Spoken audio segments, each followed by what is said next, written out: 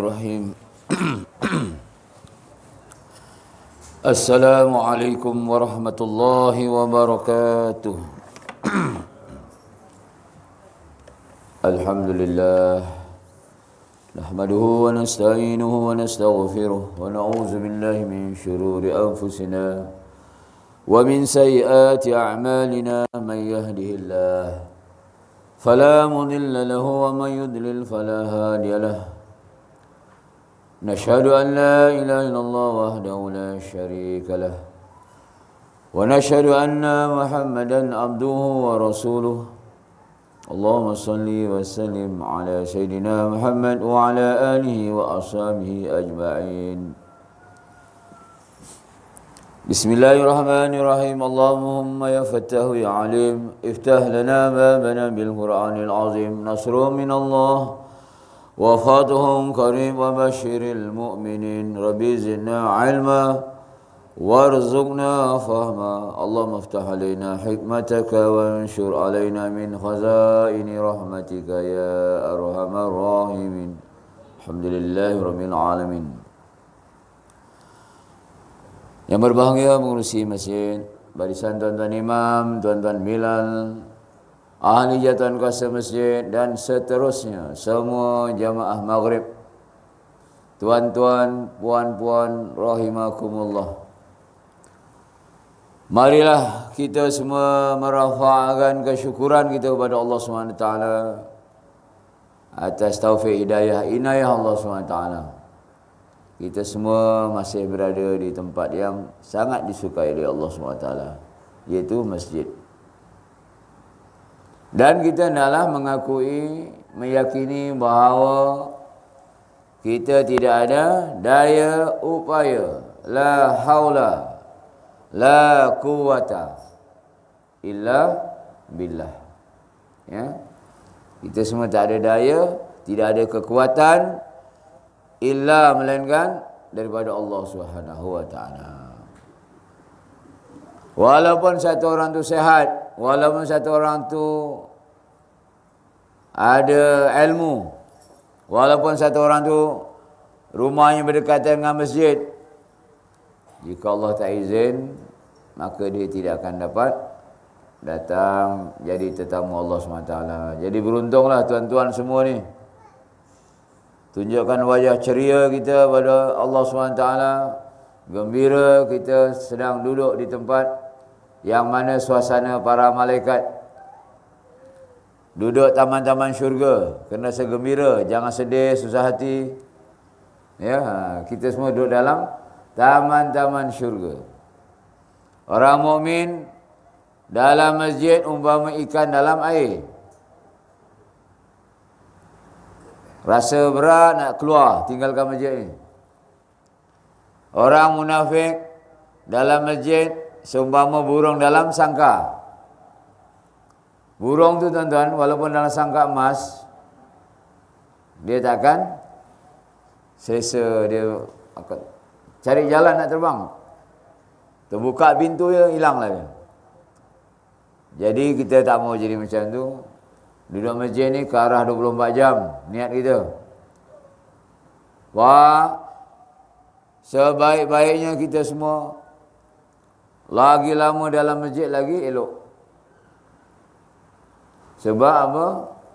Di luar daripada masjid ini kita keluar aja tuan-tuan, yang menyambut kita tuan-tuan beribu. Siapa yang sambut kita tu? Syaitan. Disebut dalam satu hadis, sesiapa yang membaca Allahumma inni a'udzubika min iblis wa junudih, keluar masjid, pendeknya Allahumma inni, cuba ikut, a'udzubika min iblis wa junudih. Allahumma inni a'udzubika min iblis wa junudih. Ya Allah, aku berlindung daripada iblis dan tentera dia. Maka semua syaitan-syaitan itu akan bertaburan lari. Jika tidak, dia akan sambut kita macam mana menteri datang, macam mana raja datang, macam mana dia punya ramai tu. Tunggu. Mai, jom. Ya, dia nak hilangkan pahala-pahala yang kita duduk dalam masjid tadi. Jadi kita marilah sama-sama bersyukur pada Allah SWT. Lebih-lebih lagi kita sedang menuju kepada pertengahan Syaban. Esok malam, tuan-tuan, ibu-ibu, jangan sibukkan dengan lain-lain hal kecuali marilah datang ke masjid. Siang tu janganlah buat kerja teruk sangat. Nak loading sawit, bancuh semen 1 lori. Jadi malam kita dah penat. Sebab esok adalah malam nisfu Syaban. Ya. Kemuliaannya sangat besar. Jika Rajab kemuliaannya dengan malam Isra dan Mi'raj, peristiwa Isra dan Mi'raj. Syaban dengan malam nisfu Syaban. Ramadan adalah dengan malam Lailatul Qadar. Malam yang kedua terbaik selepas malam Lailatul Qadar. Jadi esok kita panuhkan masjid, buat amal ibadah di masjid. Ya. Kalau paling baik-baik kita anjurkan solat tasbih. Pukul 12 malam tu datang semua buat solat tasbih. Ya. Dan kurangan tidur esok malam sebab diperintahkan kita pada malam itu untuk memperbanyakkan ibadah. Lepas maghrib je kita ikutlah anjuran ulama baca Yasin 3 kali. Ya, baca Yasin 3 kali. Minta doa-doa tertentu selepas baca Yasin tadi. Malam esok adalah malam diangkat amalan kita. Setahun ni amalan dipersembahkan oleh Allah esok malam. Jadi kalau kita tak buat amal ibadah malam tu tengok bola ke, lepak-lepak ke mana, rugilah ya. Jadi baik kita iktikaf di masjid. Atau tak nak iktikaf di masjid, kita di rumah beramal ibadah di rumah. Malam doa sangat dimakbulkan. Malam yang mana dosa kita akan diampunkan oleh Allah SWT. Diampunkan semua dosa-dosa kita kecuali dosa syirik dan satu lagi dosa orang tu terlibat dengan syirik dan satu lagi dia bermusuhan. Jadi kalau ada kita bermusuhan dengan sesiapa siang tu, telefonlah, WhatsApp lah, mohon maaf. Kalau dia tak maafkan tu pulang. Ya, jangan kita pun biarlah. Aku pun takkan maafkan dia sampai hari kiamat. Akhirnya kita punya tak dapat kampunan. Malam nisfu Syaban. Digugurkan dosa kita sebanyak bulu domba Bani Kalb. Bani Kalb ni zaman Nabi. Apa domba ni apa? Siapa tahu domba apa? Mengadu domba.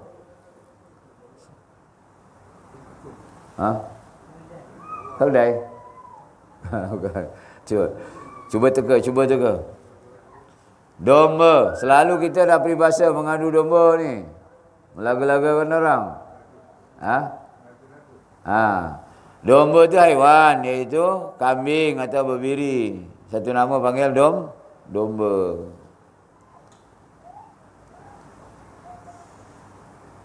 Jadi Bani Kalb ni, ya, orang Arab ni tuan-tuan, kalau bela kambing bukan macam kita 20 ekor, 30 ekor, dia bela kambing beribu tuan-tuan. Putih nampak gunung. Banyak bulu tu pada kambing tersebut, banyak itulah dosa kita akan digugurkan semua taala. Jadi semalam kita semua tadah tangan minta ampun pada Allah SWT. Kita semua tak ada yang mendakwa maksum. Tak ada yang mendakwa diri itu tak ada dosa. Kita semua masing-masing mengetahui dosa masing-masing. Maka esok kita banyak-banyak berdoa. Jadi dia tak ada amalan khusus pada malam nisfu Syaban tersebut. Penting kita banyakkan sembahyang-sembahyang sunat, banyakkan baca Al-Quran, banyakkan istighfar, berzikirlah tu ya, zikir istighfar, selawat.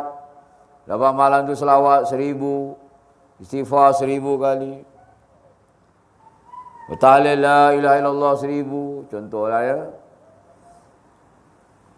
Dan kalau tuan-tuan nak baca Yasin 3 kali tu antara maghrib isyak, subhanallah, tu dah begitu besar sekali ganjaran pahalanya. Ya, insya-Allah. Dan kita doakan untuk arwah-arwah ibu bapa kita telah kembali ke rahmatullah adik-beradik kita, insya-Allah. Itu sebagai mukadimah ingatan saya untuk diri kita semua, insya-Allah. Ya, jadi semoga esok masjid kita penuh lah ya, insya-Allah. Jadi kita berselawat sampai mana?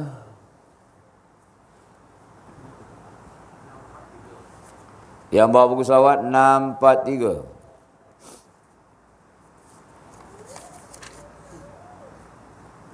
Al-Muqsim. Bismillahirrahmanirrahim. Jazallahu anna sayyidina Muhammadan sallallahu alaihi wasallam bima huwa ahlu. Allahumma salli wa sallim ala sayyidina al-Muqsim sallallahu alaihi wa ala alihi wa baraka wasallam. Allahumma salli wa sallim ala sayyidina mukil al-asarat sallallahu alaihi wa ala alihi wa ashabihi wa barsallam. Allahumma salli wa sallim ala sayyidina al-mukarram sallallahu alaihi wa ala alihi wa ashabihi wa barsallam. Allahumma salli wa sallim ala sayyidina al-muktafi billah sallallahu alaihi wa ala alihi wa ashabihi wa barsallam. Allahumma salli wa sallim ala sayyidina al-makin sallallahu alaihi wa ala alihi wa ashabihi wa barsallam. Allahumma salli wa sallim ala sayyidina al-makki sallallahu alaihi wa ala alihi wa ashabihi wa barsallam. Allahumma salli wa sallim ala sayyidina al-maqfi sallallahu alaihi wa ala alihi wa ashabihi wa barsallam. Allahumma salli wa sallim ala sayyidina al-malahimi sallallahu alaihi wa ala alihi wa ashabihi wa barsallam. Cukup sangat ya.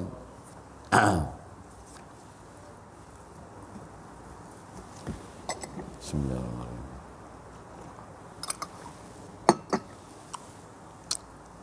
Baik, kita akan sambung pengajian kita. Nasihat agama dan wasiat iman. Imam Habib Abdullah Al-Haddad.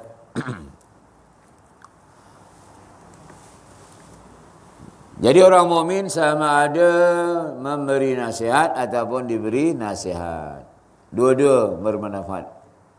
Wa zakir inna zikra tanfa'ul mu'minin. Jadi kalau kita nak dapat banyak manfaat, nak dapat banyak kebaikan, tuan-tuan hendaklah kita banyak membuat dakwah, memberi peringatan, ya.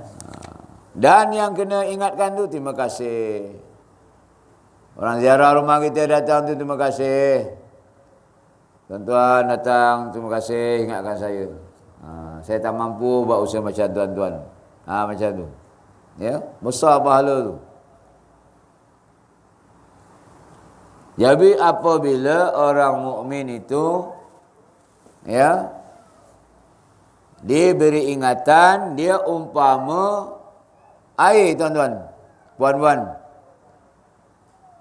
Kalau kita meninggalkan amalan, mengingatkan amalan dakwah, ulama beritahu, seumpama kita ada pokok yang cantik kat rumah tu, pokok mata kucing ke, rambutan gading ke, buah makan lebat cantik, tapi kita tak siram, tak diairi, maka pokok tu lama-lama kering-kering dia akan mati. Pokok bunga ibu-ibu yang kat rumah tu cantik, macam-macam puding bunga, kertas bunga, tai ayam, ya macam-macam tu. Kalau tak siram apa macam? Layu kering habis. Jadi ulama beritahu, walau sibuk macam mana kita, walau macam mana tinggi ilmu kita, jangan sampai amalan dakwah ditinggalkan. Ini nasihat terbaru. Ya, baru ada perhimpunan Jur Ulama dan Kudama. Ya, dari satu ulama Pakistan yang banyak berkorban untuk agama, Maulana Osman. Dia bernasihat pada ulama-ulama Malaysia sambil menangis. Kerana ulama ini kalau sibuk macam mana mengajar, berforum sana, berforum sini. Itu belum dikira sepenuhnya dakwah. Macam saya mengajar ni, belum dikira dakwah ni, kira taklim taklum saja. Yang dakwah ini mana kita jumpa manusia yang suka tak suka, turun. Tak dapat ganjaran. Ittabi'u man la yas'alukum ajran wa hum muhtadun. Ikulah mereka yang tidak meminta upah wa hum muhtadun. Itulah orang yang mendapat petunjuk. Tuan-tuan. Yang berceramah, ramai hadir, duduk apa, semua berbayar lagi tuan-tuan. Nabi para sahabat berdakwah habis. Khadijah habis hartanya. Masa meninggal. Abu Bakar habis seluruh harta tinggal Allah dan Rasul. Umar separuh hartanya habis untuk fisabilillah. Jadi ulama pesan apa? Walau sibuk macam mana kita dengan apa urusan, dakwah, mengajak, mengingatkan orang tu jangan ditinggalkan. Hari-hari kena buat. Umpamakan dari pokok disiram. Walau pokok macam mana cantik, macam mana lebat, tak disiram akhirnya dia kurus, dia akan mati. Agama macam tu lah. Tuan-tuan datang ulang alik masjid, mengaji, kitab demi kitab, guru demi guru. Hatam kitab itu, hatam kitab ini. Mati guru ini, tukar guru lain. Akhirnya kita pun mati. Kalau kita tak buat dakwah, tak ajak mengingatkan pada anak cucu cicit kita, jiran tetangga orang kampung kita, agama akan padam. Habis. Kita semua, generasi kita semua mati. Dah anak muda tak nak turun masjid. Berapa anak muda yang ada ni? Macam mana dia akan jadi pelapis pada kita semua. Jadi sebab tu marilah sama-sama kita kuatkan keazaman kita untuk menjalankan usaha dakwah. Dilarang berpecah belah dan selisih faham. Firman Allah Ta'ala, وَلَا تَكُونُوا كَالَّذِي تَفَرَّقُوا وَاخْتَلَفُوا مِنْ بَعْدِ مَا جَاءَهُمُ الْبَيِّنَاتِ وَأُولَٰئِكَ لَهُمْ عَذَابٌ عَظِيمٌ. Mana ada kitab tajuknya dilarang berpecah belah dan selisih faham. Selepas tajuk wajib bijaksana dalam menyeru kepada benar. Dilarang berpecah belah dan selisih faham. Dan janganlah kamu menjadi serupa dengan orang yang telah berpecah belah dan berselisih. Setelah datang kepadanya bukti-bukti yang terang, mereka itu akan mendapat azab yang besar. Ini adalah suatu larangan dari Allah Ta'ala menegur hamba-Nya yang mukmin daripada menyerupai kelakuan orang yang berpecah belah dan berselisih faham dalam urusan agama dari kaum Ahlul Kitab, yaitu kaum Yahudi dan Nasrani. Mereka itu, sambung ayat tersebut, akan mendapat azab yang besar. Jadi Allah Ta'ala tuan-tuan, mau kita bersatu padu, mau kita bersatu hati. Itu satu perintah Allah. Kalau kita berpecah belah, bermakna kita telah melanggar perintah Allah SWT. Jadi asas latihan untuk kita bersatu padu, iaitu di sinilah tempatnya, rumah Allah SWT ni.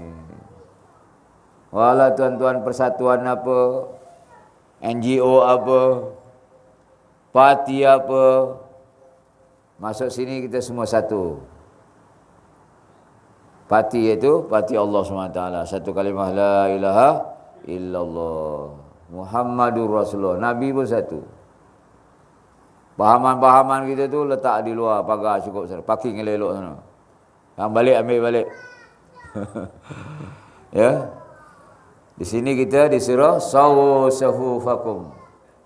Sawu sufufakum. Suruh kita rapat, lurus rapatkan saf. Tu maksud tersimpul besar tu. Ada tak tulisan depan? Kadang ditulis banyak.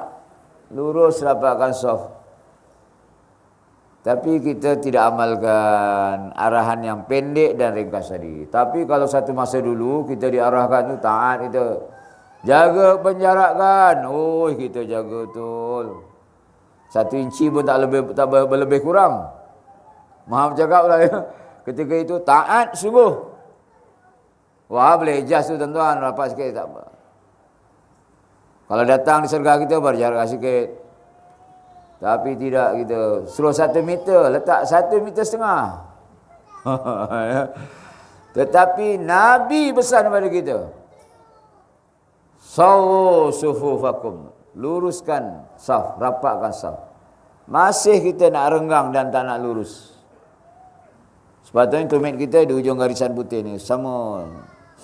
Bukan dikira pada ujung jari. Ujung jari ada yang kaki ada panjang, pendek, tempat macam-macam rupa kaki kita semua ni. Ya? Jadi tumit insya-Allah semua ujung sama. Tak ada yang tumit dia setengah kaki dia punya panjang ke belakang tu. Ya? Semua lebih kurang je. Jadi tumit kita mesti sama kan. Rapat ni tuan-tuan, mesti bahu kita ni sentuh kawan. Kita nak jarak juga 4-5 inci. Maka kita akan berpecah belah. Tidak akan bersatu padu. Percayalah tuan-tuan. Sebab tu Nabi pesan kita. Ya, di zaman Umar Al-Khattab, simple je. Saf tak lurus, tak amal kasugi, tak menang dalam peperangan. Jadi hantar utusan pada Umar minta tambahan bantuan. Umar bukan dihantar tentera, tak ada. Dihantar UTK, dia cek apa masalah ni. Periksa tengok hampa semua ni tunggang langgang. Ialah dalam perang tuan-tuan. Sebenarnya ikut macam ada kemaafan ya. Tak ada dalam perang pun nak kena lurus saf, rapat, baru Allah akan bagi bantuan. Jadi hari ini umat Islam dah tak luruskan saf dan tak rapat-rapat, sebab tu kita bantuan tak turun. Doa macam mana pun tak turun bantuan. Apatah lagi ini yang datang sembahyang tuan-tuan. Yang datang sembahyang, doa tidak diterima oleh SWT sebab kita tak jaga sunnah Nabi. Apatah lagi dia tak datang masjid. Dia hanya sekadar baling batu, la ilaha illallah, Allah akbar, ikat dia punya kepala ni. Lawan orang Yahudi, memang yang orang Yahudi senyum yalah. Ya, jadi bahan ratahan dia. Sebab orang Islam tak mau penuhkan masjid. Ya, baik. Ini adalah suatu larangan dari Allah Ta'ala menegur hambanya yang mukmin daripada menyerupai kelakuan orang yang berpecah belah dan bersih faham dalam urusan agama dari kaum Ahlul Kitab, iaitu Yahudi dan Nasrani. Mereka itu sambung ayat tersebut akan mendapat azab yang besar. Gambarkanlah betapa sukarnya azab dan sengsara hukuman Tuhan yang dia sendiri telah mensifatkan sebagai azab dan sengsara yang besar. Siapa yang mengancam nak bagi azab yang besar tadi? Allah SWT, kerana perpecahan tadi. Jadi walaupun ayat ini tuju pada Yahudi dan Nasrani, Yahudi Nasrani pun berpecah belah tuan-tuan. Dia berpecah pada berapa? Nanti ada ulasan dia. 31, 32, kita orang Islam 73. Hanya satu yang masuk syurga. Ya, nanti ada ulasannya. Renungkan serta carilah jalan yang boleh menyelamatkan anda daripada azab dan sengsara tersebut. Moga-moga Allah berikan rahmatnya ke atasmu. Iaitu tiada jalan, tiada lain kecuali dengan berpegang teguh kepada Al-Quran dan hadis Rasulullah sallallahu alaihi wasallam. Kalau kita pegang pada Al-Quran dan hadis Nabi sallallahu alaihi wasallam tuan-tuan, tak berpecah lah kita. Tapi sebab kita tak berpegangan hadis Al-Quran inilah menjadikan masalah pada kita hari ini. Orang Islam, kalau contoh kat negara kita ni, berapa banyak pecahan itu. Tak sedih ke tuan-tuan? Orang kafir yang tak ada agama, yang agama dia sesat, yang batil itu boleh bersatu dia. Boleh bersatu elok dia. Walaupun dia ada parti juga, tapi dia elok bersatu. Dapat dia masuk dalam Putrajaya. Contoh. Menjauhkan diri dari perkara yang menyesatkan dan perbuatan bid'ah. Memelihara diri dari pendapat-pendapat yang bakal membawa pada perpecahan umat dan persisian antara kaum muslimin. Jadi kalau ada perkara-perkara yang boleh berpecah pada apa ni, membawa pecahan pada umat ni, kita elakkanlah dibahaskan. Dah tahu dia persatuan lain. Memang tak ngam dengan kita. Kita pun cucu api kat dia pula. Memang berpecah lah. Bertumbuk. Ya, tu jadikan dua imam, sembelihan tak sah dan sebagainya, macam-macam. Ya, bila kita membahaskan perkara-perkara yang kita jangka, kalau aku cakap ni mesti dia akan tak setuju pendapat tu. Dia pun akan keluarkan pendapat dia. Jadi elak diam je lah. Ya, kita bawa cerita yang meningkatkan iman kita, cerita yang tentang perjalanan kita dekat dengan kubur, cerita banyak perkara yang lebih penting, macam mana anak-anak muda ni dah tak turun masjid, kosong masjid kita ni nak Ramadan. Itu penting tuan-tuan. Berapa ramai tempat kita ni orang yang tak sembahyang. Berapa ribu orang di pantai tuan-tuan, berapa ribu cuti sekolah ni. Daripada Tanjung Gemuk, pantai Saujana, pantai mana lagi, sampai Teluk Kemang. Berapa ribu manusia membubur di tepi-tepi pantai, buat kemah-kemah. Allah Akbar. Masjid tak penuh mana pun. Masjid Bakan Pinang, Masjid Bakan Bodison. Ya, itu yang kita harus risaukan. Kalau musibah Allah Ta'ala turun, dengan kita semua akan kena sapu. Ini kena tuan-tuan, kena rungsingkan perkara ini. Jangan kita rungsing hal-hal berkaitan dengan kita punya kehidupan, makan minum saja. Aku punya hal sendiri cukuplah, aku tak nak sibuk-sibuk hal orang lain. Jangan tuan-tuan. Besok akhirat tak lepas kita. Ya. Baik, siapakah puak yang terselamat? Ketahuilah bahawa sebagaimana para ahli kitab dahulu telah berpecah belah dan berselisih faham dalam urusan agamanya, maka umat ini pula telah berpecah belah dan berselisih faham juga. Perkara ini telah pun diberitakan oleh Rasulullah sallallahu alaihi wasallam dalam sebuah sabdanya yang berikut. Artinya kaum Yahudi telah berpecah kepada 71 puak. Ihda wa sab'ina firqah. Yahudi. Dia berpecah juga. Ingat orang Islamnya 73. Dia 71. Manakala kaum Nasrani juga telah berpecah kepada 72 puak.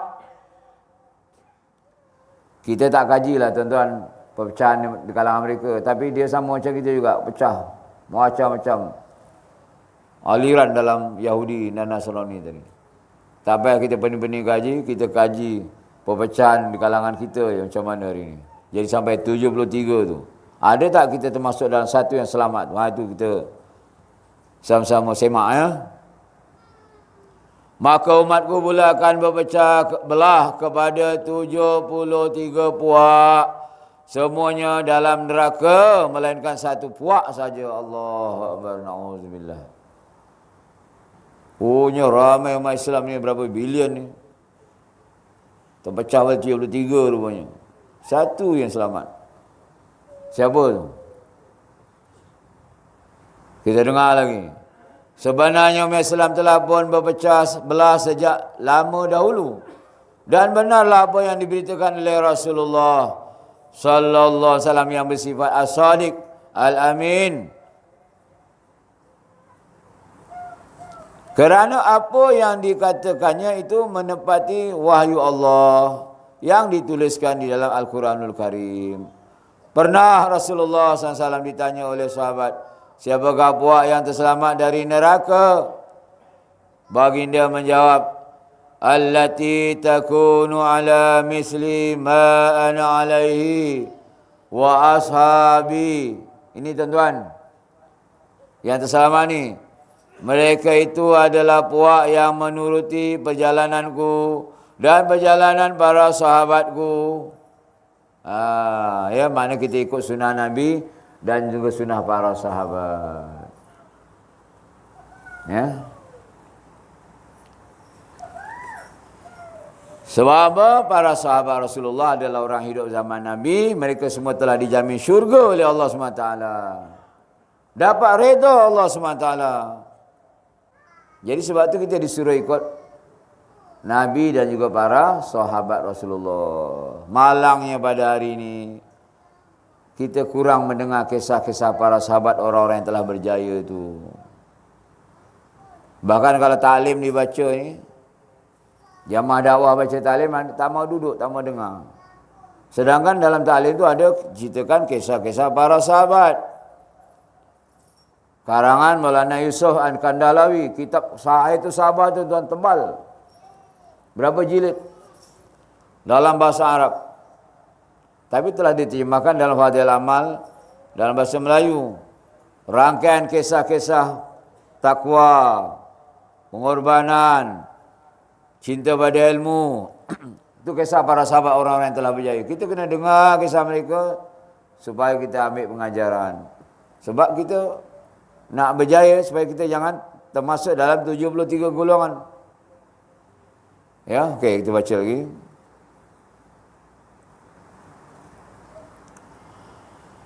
Mereka tak ada lepas yang menurut perjalananku dan perjalanan para sahabatku. Seterusnya baginda berpesan pula, apabila berlaku sesuatu perselisihan, maka hendaklah kamu sentiasa berpihak kepada kumpulan yang terbaik dari kaum muslimin.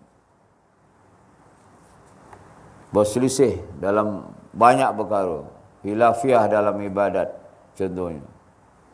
Jadi kita rujuk pada yang mana terbaik dalam kumpulan Muslim yang paling ramai. Ya. Siapa itu tengok ya? Syukur alhamdulillah sejak dahulu sampai sekarang para ahlu sunnah wal jamaah itulah yang merupakan kumpulan yang terbaik, terbanyak dari kaum muslimin. Tentulah tiada syak lagi bahawa mereka itulah puak yang akan terselamat, yang menerima kurniaan Allah dan rahmatnya. Sebab mereka itu selalu berpegang teguh dengan petunjuk Al-Quran dan petunjuk Rasulullah sallallahu alaihi wasallam. Kemudian mereka sentiasa menurut ajaran yang dibawa oleh salafus soleh dari golongan para sahabat dan tabi'in.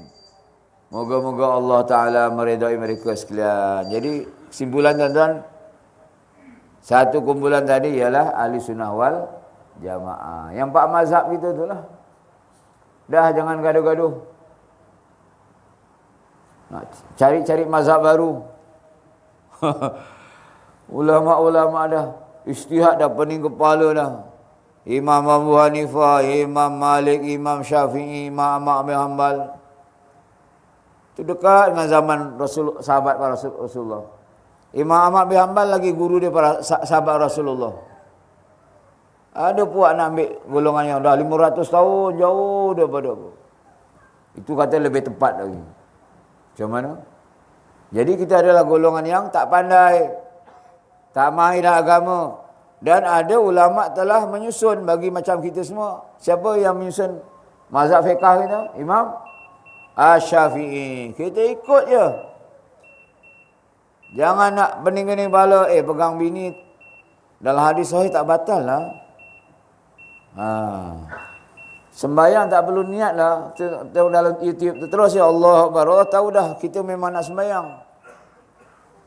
Tengok tu. Sebab guru dia siapa? YouTube. Suka tengok dalam ni. Dia tak terujuk siapa latar belakang yang ngajar. Aliran apa dia? Oh tuan-tuan ya. Yang 72 ni tuan-tuan macam-macam. Cukup banyak ajaran sesat kat Malaysia ni. Ada di Datang Segar tu ustaz sahabat kita, memang dia di JAKIM dulu bagian ajaran sesat. Di Podisa ni pun ramai tuan-tuan. Kelompok-kelompok yang ikut ajaran sesat. Allah Akbar ya. Kalau dah kata dia marifat hakikat, lepas tu tak payah sembahyang. Macam mana tuan-tuan? Tak payah sembahyang aja. Nabi sembahyang, para sahabat sembahyang. Ada tak orang yang lebih mulia Nabi dan para sahabat daripada kalangan tabi'in? Bahkan di kalangan tabi'in sembahyang sampai 1000 rakaat. Sembahyang sunat. Ya. Jadi kita mesti mengikut perjalanan Nabi, para sahabat dan para salafus soleh. Selamatlah kita insya-Allah. Ikut je. Jangan banyak soal.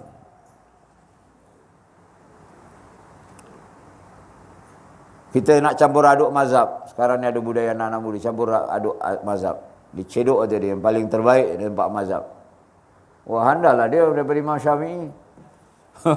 Handallah dia daripada Imam Malik. Ya. Jadi tuan-tuan, insya-Allah jangan kita bersusah-susah untuk perkara yang tidak membawa manfaat. Kita taat ikut saja apa yang dibawa oleh Ahlussunnah wal Jamaah, ya. Insya-Allah selamatlah kita.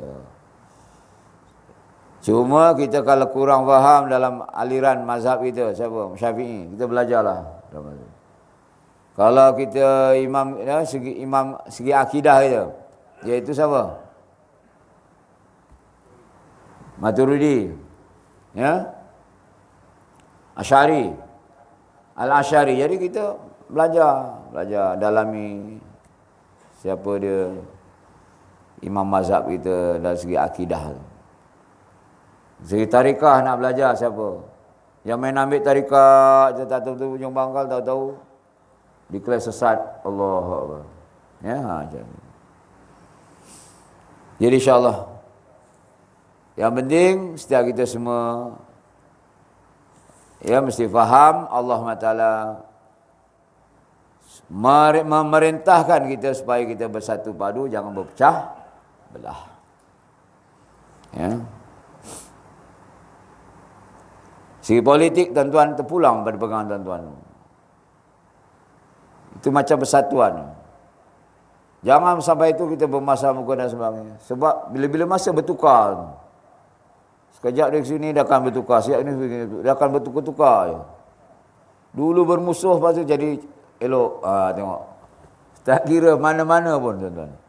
Sebab itu adalah acuan ataupun persatuan yang ditinggalkan oleh British sebelum beri kemerdekaan. Aku nak balik kampung, aku tinggalkan permainan dam ni ya. Korang mainlah sampai bila-bila tu. Kalau kau main ni, kau akan bergaduh sampai hari kiamat, ya, sampai hari kiamat. Jadi kita bersederhana dalam apa juga perkara, insya-Allah ya, dan sentiasa berbaik sangka, insya-Allah.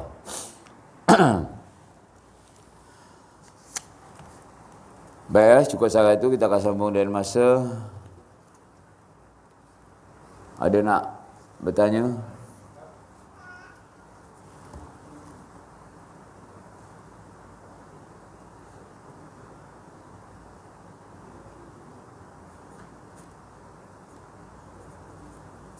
Tak ada soal jawab ya.